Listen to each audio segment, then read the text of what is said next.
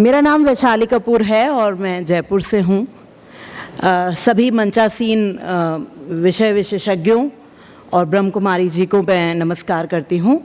साथ ही कॉन्फ्रेंस में भाग लेने वाले जो मीडिया प्रोफेशनल्स हैं, एक्सपर्ट्स हैं और मीडिया एकेडमिशियंस हैं, सबको नमस्कार। बात की शुरुआत करते हैं। सोशल मीडिया के सकारात्मक और नकारात्मक पक्षों की हम बात कर रहे हैं। तो जैसे कहा जाता है कि let's swallow the difficult pill first. सबसे पहले नकारात्मक पक्षों की बात कर लेते हैं। Cyber bullying, cyber crimes, financial fraud, इस तरह की बड़ी बड़ी घटनाएं हमारे पास देखने में आ रही हैं। और जब इंटरनेट नया था तब साइबर क्राइम जैसा जो शब्द था वो इतना नया होता था कि लोगों को समझ नहीं आता था कि जब वो किसी घटना के शिकार हो जाते थे उनके साथ क्या हुआ है, वो समझ नहीं पाते थे। धीरे धीरे साइबर बुलिंग जैसा एक शब्द चलन में आया और बहुत से युवा मैं देख रही हूं कि बहुत करियर की शुरुआत में आप लोग यहाँ पे बैठे हैं, भागीदारी कर रहे हैं। साइबर बुलिंग एक ऐसा बड़ा अभिशाप बन के सामने आया कि जो टीनेजर्स थे और जो यंगस्टर्स थे उन्होंने सोशल मीडिया पे अपनी जो उपस्थिति है उसमें बहुत सी दिक्कतों का सामना करना शुरू किया। इसके साथ ही एक नई टर्म है डिजिटल अरेस्ट। मैं नो कितने लोग जानते हैं डिजिटल अरेस्ट के बारे में या सुन चुके हैं, जानते हैं इसके बारे में digital arrest? Very few people. ये एक नया क्राइम है जिसके बारे में मुझे लगता है कि मीडिया में काम करने वाले हर व्यक्ति को इसकी जानकारी होनी चाहिए ताकि हम ज़्यादा से ज़्यादा समाज को इसके बारे में जानकारी दे सकें। डिजिटल अरेस्ट एक ऐसी नई तकनीक है जिसके तरीके से, जिसके थ्रू जो क्रिमिनल्स हैं, जो पेशेवर अपराधी हैं, वो डिजिटली किसी को अरेस्ट करके वीडियो कॉल के माध्यम से उसके बैंक खाते से बड़ी बड़ी राशि निकाल लेते हैं, चुरा लेते हैं। और इसका जब तक उस व्यक्ति को, उस व्यक्ति जिसके साथ में ये अपराध हुआ है, उसे जब तक ये रियलाइज हो पाता है कि क्या हुआ, तब तक वो खाली हो चुका होता है। उसके साथ एक बहुत बड़ी चोट हो जाती है और ये अपराध अभी तक पुलिस भी इसका जो समाधान है वो निकाल पाने में बहुत दिक्कतों का सामना कर रही है। अब जैसा मैंने कहा कि हमने नकारात्मक पहलुओं की पहले बात की, इसलिए क्योंकि जब हम बात करते हैं आध्यात्मिक चिंतन की और हम ये बात कहते हैं कि सर्च विद इन, हर समस्या, हर दिक्कत, हर परेशानी का जवाब मनुष्य के अंदर ही छुपा है। उसी तरह से सोशल मीडिया के साथ ये जो समस्याएं हैं, डिजिटल अरेस्ट, साइबर बुलिंग जैसी, उनका समाधान भी वहीं छुपा है क्योंकि उसी के माध्यम से हम अवेयरनेस पा सकते हैं। जागरूकता इसका एक बहुत बड़ा इलाज है। इन सभी समस्याओं पर बहुत सी जानकारी, बहुत सा कंटेंट सोशल मीडिया पे मौजूद है। मैंने खुद YouTube के एक वीडियो के माध्यम से डिजिटल अरेस्ट के बारे में जाना। बहुत से अखबार इसके बारे में जानकारी प्रकाशित कर रहे हैं, टीवी चैनलों पे बहुत से कार्यक्रम आने लगे हैं, लेकिन मैंने YouTube के माध्यम से इसे जाना।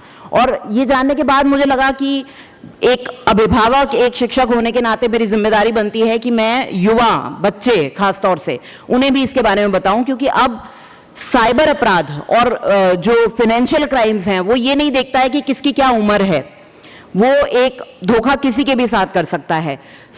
जिस तरह से इसके समाधान सोशल मीडिया के वहीं छुपे हैं, सोशल मीडिया पर ही, सिर्फ जानकारी के जरिए ही नहीं बल्कि इसने शिक्षा, व्यवसाय, सेहत, विज्ञान, मीडिया की क्रांति में बहुत योगदान दिया है। हम सभी मीडिया में काम करने वाले जो प्रोफेशनल्स हैं उनके लिए मैं ये कहूँगी कि इसके माध्यम से, इसके आने के बाद से लोगों ने सुंदर, सटीक और कम शब्दों में अपनी बात कहना सीखा है।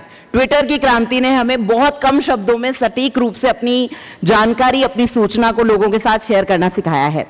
इसके साथ ही हमारे पास बॉडी पॉजिटिविटी और मेंटल हेल्थ जैसे जो नए टर्म्स हैं जिन पर अब बातचीत होना शुरू हुआ है। पहले कुछ समय तक समाज में इन्हें एक टैबू की तरह से देखा जाता था। कोई मेंटल हेल्थ पर बात करना और उसके इलाज के लिए जाना तो बहुत दूर की बात है, पसंद ही नहीं करते थे। अब सोशल मीडिया पर बहुत से बड़े सेलिब्रिटीज ने इस पर बात करना शुरू किया है। हम ना सिर्फ अपने बाहरी रूप को बल्कि अपने आंतरिक रूप और अपने आंतरिक स्वास्थ्य को भी बेटर करने में और सही करने में लगे हुए हैं। सो बॉडी पॉजिटिविटी, अपने शरीर को, अपने चेहरे को, अपनी त्वचा को, अपने रूप को, जिस रूप में हमें भगवान ने उस रूप से नवाजा है, उसे उसी तरीके से अपने आप को एक्सेप्ट करना हमें सोशल मीडिया सिखा रहा है।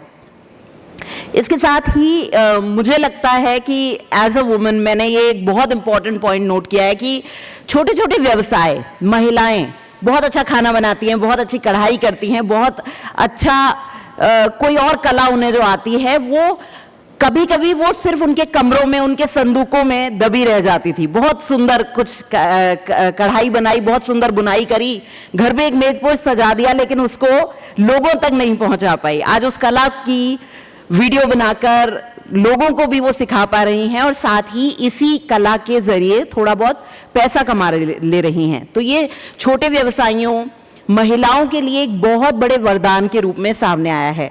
तो सिर्फ नकारात्मक पहलू ही नहीं है, बल्कि बहुत से सकारात्मक पहलू हैं जिनके बारे में आई थिंक हम सबको जानना चाहिए। किली पॉल के बारे में आप लोगों ने सुना होगा। किली पॉल को कितने लोग जानते हैं? Raise your hands. I see just few, very few, 2-3 हाथ में देख रही हूँ उठ रहे हैं। किली पॉल एक तंजानियन आर्टिस्ट हैं।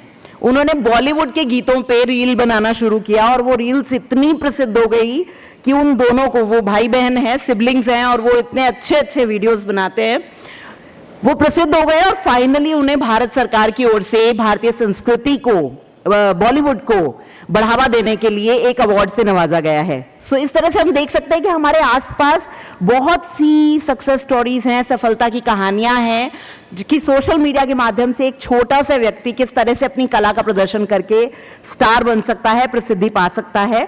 तो बहुत सारी बातें हैं कहने के लिए। मैं सिर्फ ये कहना चाहूंगी कि मीडिया विशेषज्ञों को, खास तौर से, हम सोशल मीडिया को नज़रअंदाज नहीं कर सकते। ये हमारे जीवन का एक बहुत महत्वपूर्ण हिस्सा बन चुका है और इनफैक्ट बहुत सारे नए नए विचारों को जानने के लिए ज़रूरी है कि हम सोशल मीडिया की मदद लेते रहें।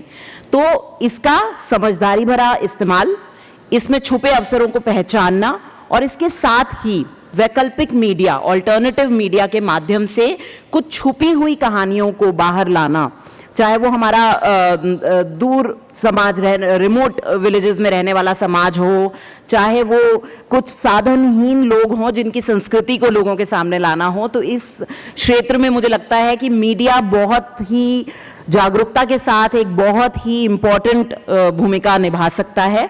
तो आप सभी को, आपके लिए, आपके इस करियर को चुनने के लिए बहुत बहुत बधाई, और मुझे लगता है कि आप समाज के लिए इसी तरह सकारात्मक योगदान करते रहें। All the best.